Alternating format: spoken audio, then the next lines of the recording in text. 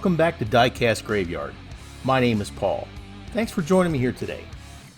Today we're going to restore a Hot Wheels Mod Quad. Yes, this 4-engine beast is an incredible car, and we're going to tear it down and clean it up and fix it up and make it look good as new today. The car here is one of those fantasy type cars. This one here, the paint is chipped up pretty good, the windshield is all scratched up, the tires are all worn out, but we're going to do the best we can to bring this home and restore it to its former glory.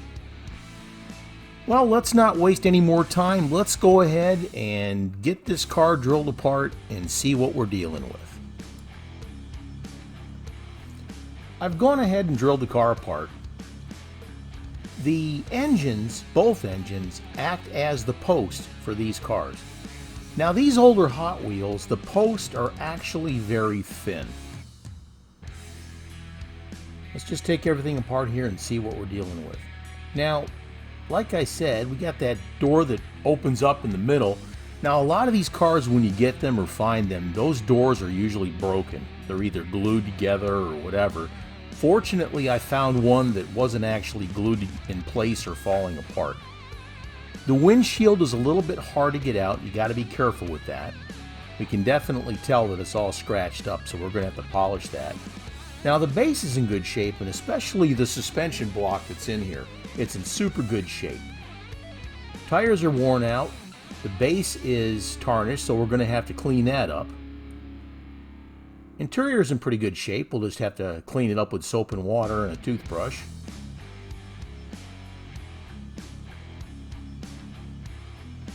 There's all our parts. Let's start. As I was saying before, the posts on these engines are what holds the car together. Now a lot of the older Hot Wheels, the posts are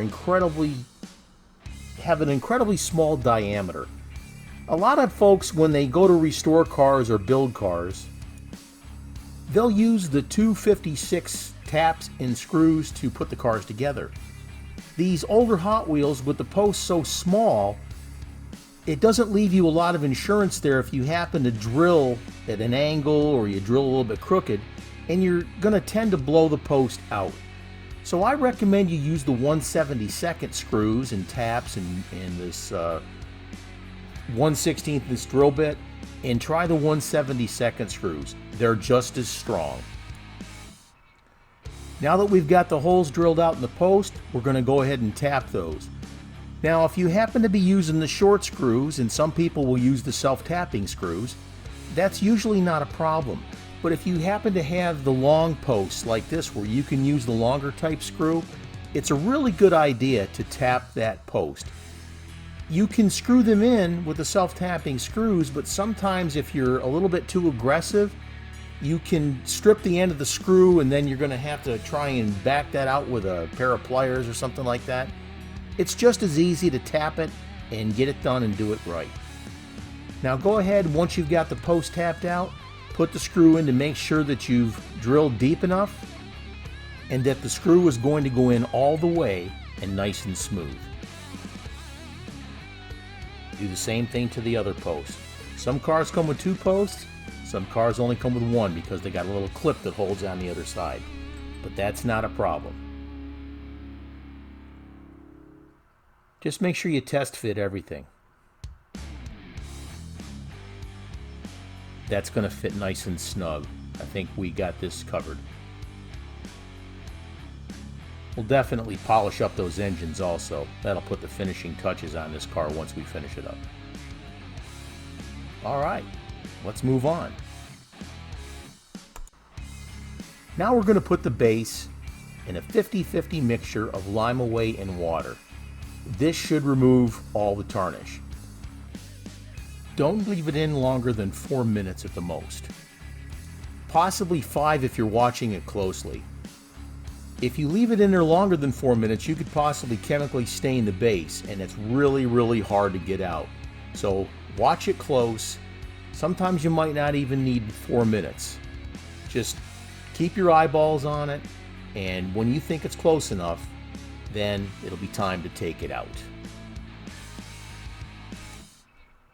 Look how much the oxidation foamed up on that car. Now we'll take a brass brush and we're going to scrub it down and try and get that extra tarnish off there. Sorry about the camera angle here. I was just zoomed in a little bit too close. But take that brush. It's a little bit softer than using the steel brush. The steel brush will get it off for sure, but it will also scratch the heck out of the base.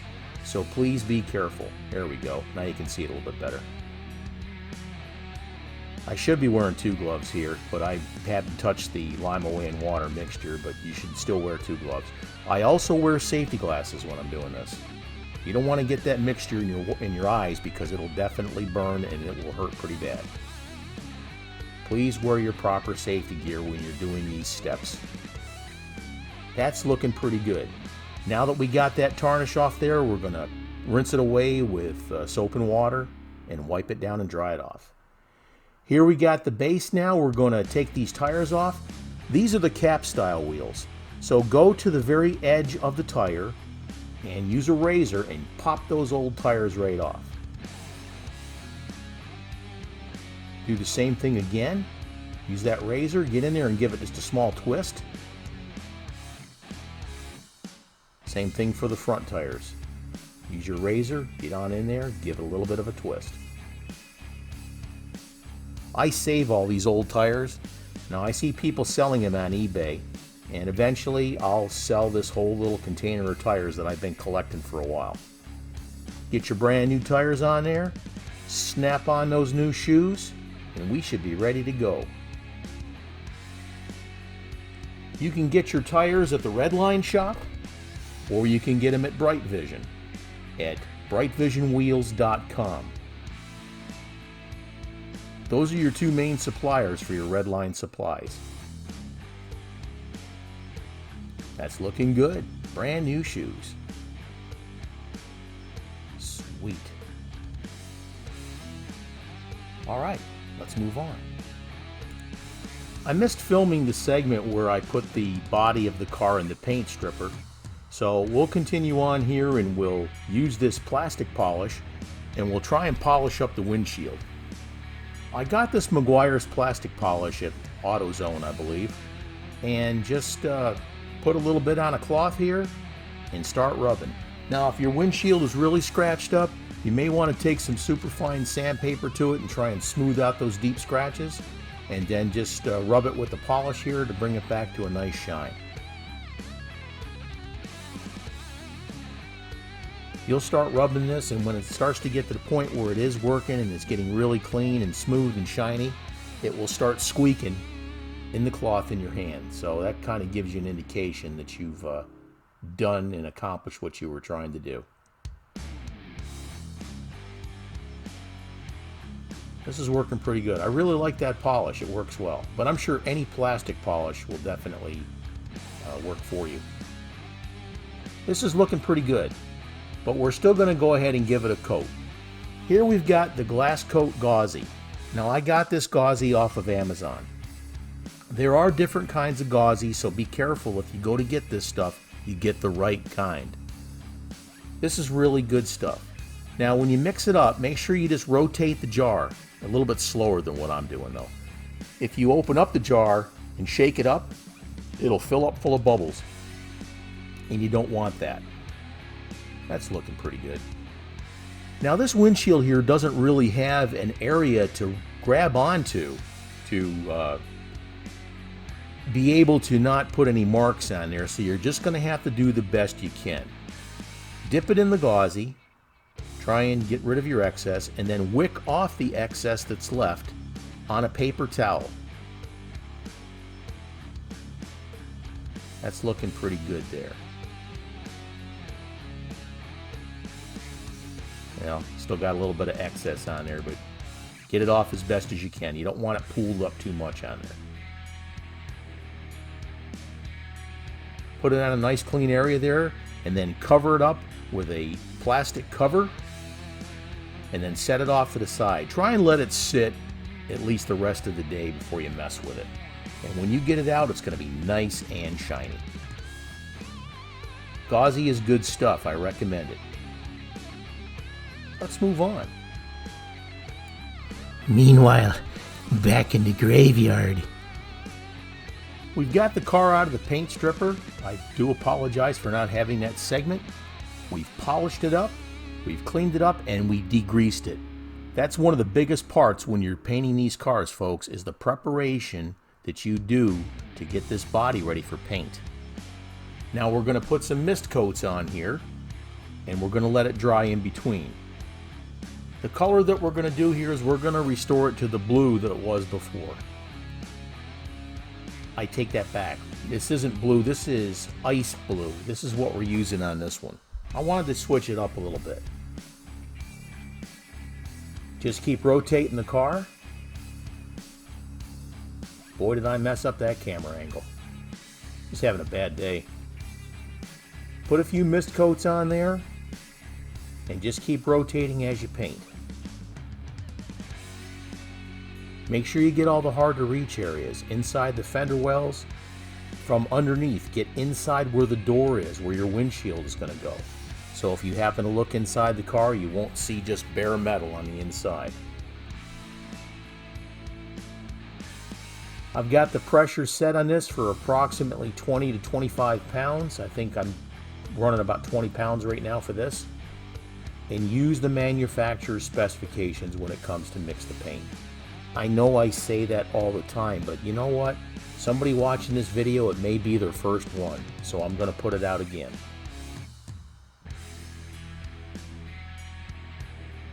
That's looking nice. Let's let it set for a bit, and we'll come back in and we'll start putting on a little bit heavier coats. I waited about 5 minutes in between the light coats and then coming back in and starting the heavier coats. That's looking nice. Now we'll put on a few heavier coats of this ice blue and it will darken up some. But man, when it's done, and if you mix the hardener in there properly, you don't need to put a clear coat on here because it hardens up enough to where it protects the paint. Now, don't go taking your car and throwing it across the room to test my theory there, but it works pretty good. Don't forget to hit that subscribe button and click on that little bell to be alerted to any future videos.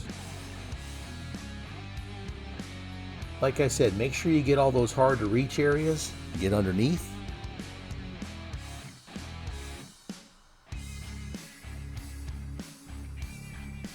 Cover everything you possibly can.